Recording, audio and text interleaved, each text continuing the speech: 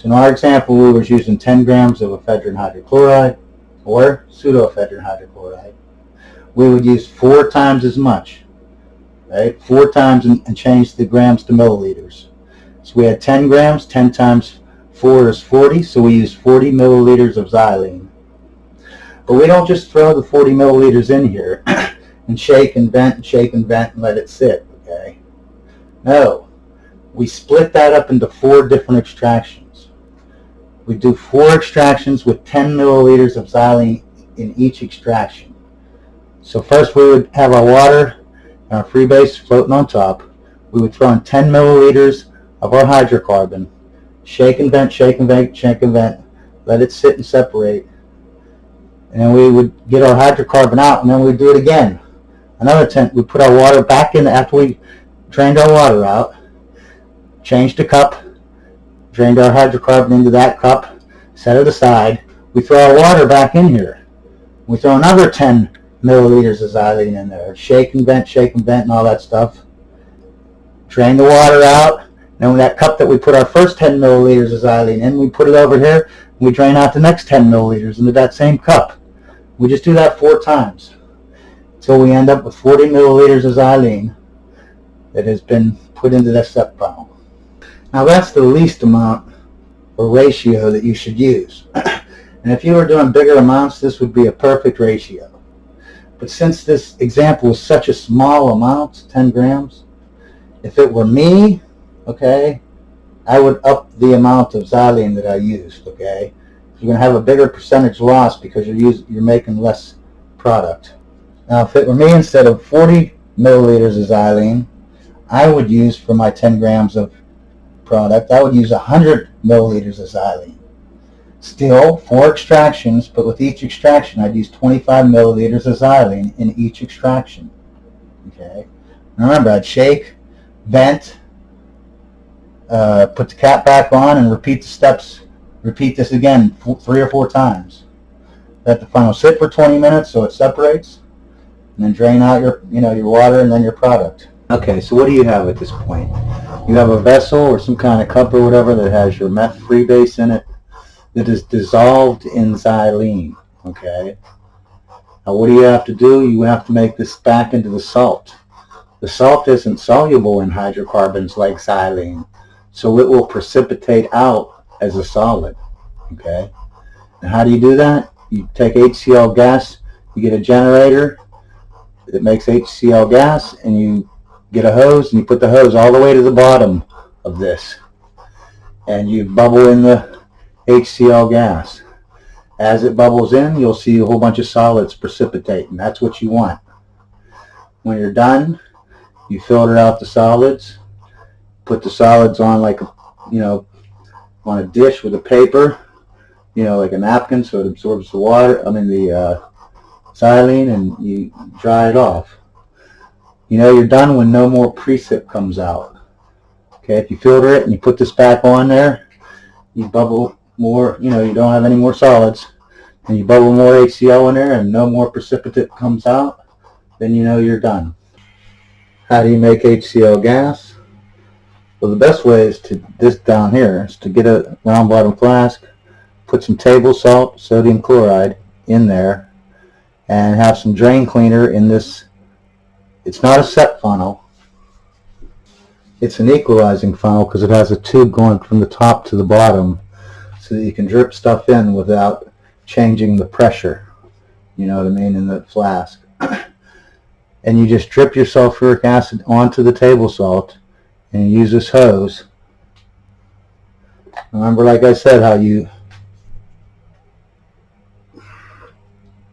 get one of these thermostat adapters put on there. Vaseline all your ground glass joints. Again, you want no leaks. And it'll make the HCl gas as you drip it on there, and it'll go through this hose. You connect the hose up to this suck back trap, just an empty vessel. And again, you would use your thermometer adapts on both sides of these. Put your hose on, and that hose will go to here. This is your meth freebase and your xylene. and you want to put the hose, you want the hose to be the same diameter as a thermometer. And then you stick it through the thermometer adapt, and you tighten it up just like you would with a thermometer, okay, because it's the same exact size. And you push the hose all the way to the bottom. Not so it's touching the bottom, but almost touching the bottom. Then this hose goes to another suckback trap. So these hoses don't have to go inside. They just have to go on here with a clamp. Same with this one. Then you send it into this next one. This will have sodium hydroxide and water.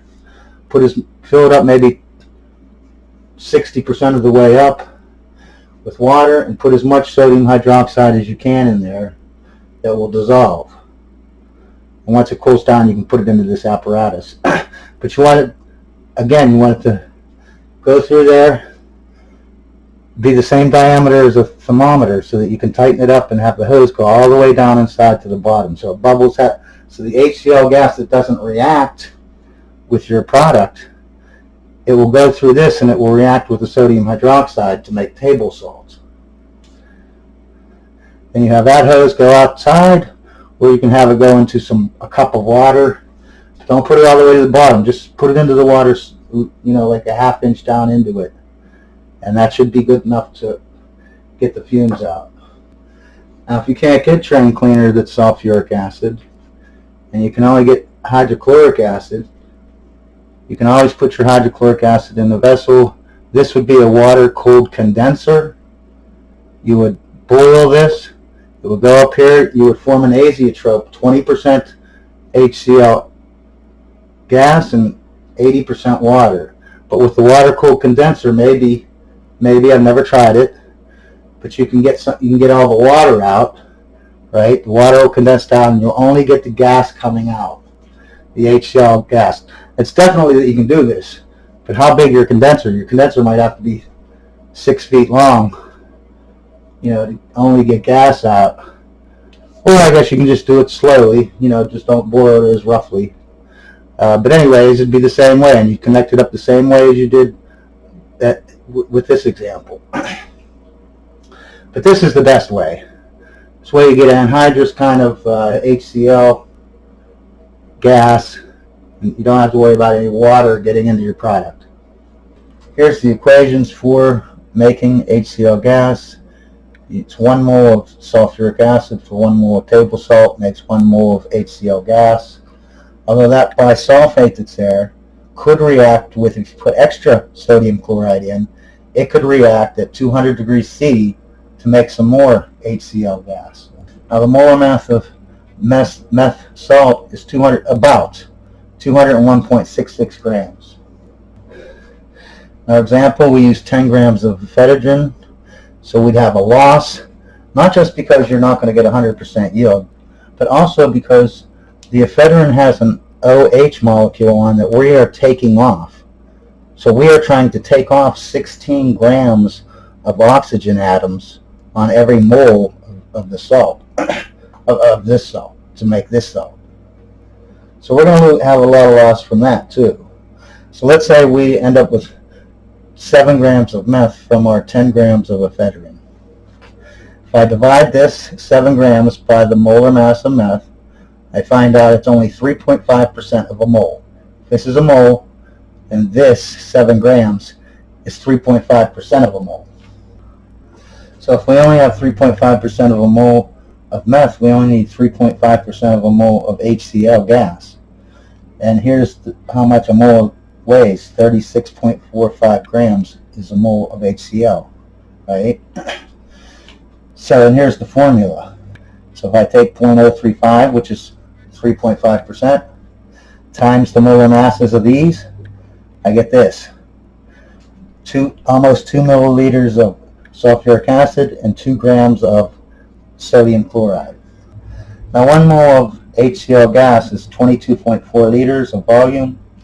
We're only making 3.5% of that, so we're only going to make 3.5% of that volume, so I times it by 0.035, and the gas itself that we are making would make 0.784 liters, okay? So, if the HCl generator I am using, this right here, this apparatus, if this round bottom flask is like 25 milliliters, then that would be perfect. You know what I mean? But if this is like 1,000 milliliter flask, then I'm going to have to double what I just said, right? Because I'd need 0.784 liters, which is what this makes in volume. But if I have a liter flask, I also need another liter of gas just to fill up the, the container, right? So I need to double this. Now, in actual, what would I really do? Okay, if I had a 25 milliliter flask, which was, that's normal, I would probably use 3 milliliters of sulfuric acid and 4 grams of sodium chloride, just to have excess in there in case I need it. And if I was using a liter one, I'd probably use 4 milliliters of sulfuric acid and 5 grams of sodium chloride. And that's pretty much the end of this. Now, is this the best way to do it? No, it's not. I left out a lot of stuff. Like you should, if you really wanted to do it right, you would make your hydriodic acid in the first place with the red phosphorus and the iodine, and then that would make phosphorus acid and hydriodic acid. Now you can distill out the hydriodic acid so that you don't have any of the phosphorus acid in the reaction mix with the pseudoephedrine and the red phosphorus and the iodine. So you'll get a better reaction, you know what I mean? There's a bunch of things like that that I can think of, like the HCl gas. It should actually be sent through a filter to dry it, so it's perfectly anhydrous. I didn't mention that, but it's still, you know what I mean? It still worked without doing these extra things. But first, this is the easiest way. I took some steps out, so it'd be the easiest way it could be. And if you can do it this way, then come to me and ask me, how do I improve it, and I'll tell you. Now, if you want to know how to extract the pseudoephedrine hydrochloride or ephedrine hydrochloride or whatever out of the pills, don't miss part 3. Keep in mind when I do this next part 3 video, there's a lot of guesswork because every pill is different. They all have different binders, different crap they put in them, different MSDSs. So all I can do is guess and give you kind of a generic way to do it. Because even when you find an MSDS on a product, right, a brand name, they don't necessarily always tell you all the ingredients. Sometimes they leave ingredients out that aren't important. If it's not an active ingredient, they could leave it out, and you never know. And that's why there's a lot of guesswork in when it comes to extracting stuff out of pills. Because you never know, even if you have the MSDS, you never know what's actually in the pill. There could be stuff in there they're sneaking in to mess your stuff up, and so they don't put it on the ingredients list, and they don't put it on the MSDS, they don't put it on the back of the box of the pills. So there's guesswork when it comes to that. Now this previous stuff, part 1 and part 2, that's all. That's just common knowledge, I think, but that's just for me, I guess. Anyways, always remember, science is great. And y'all have a great day.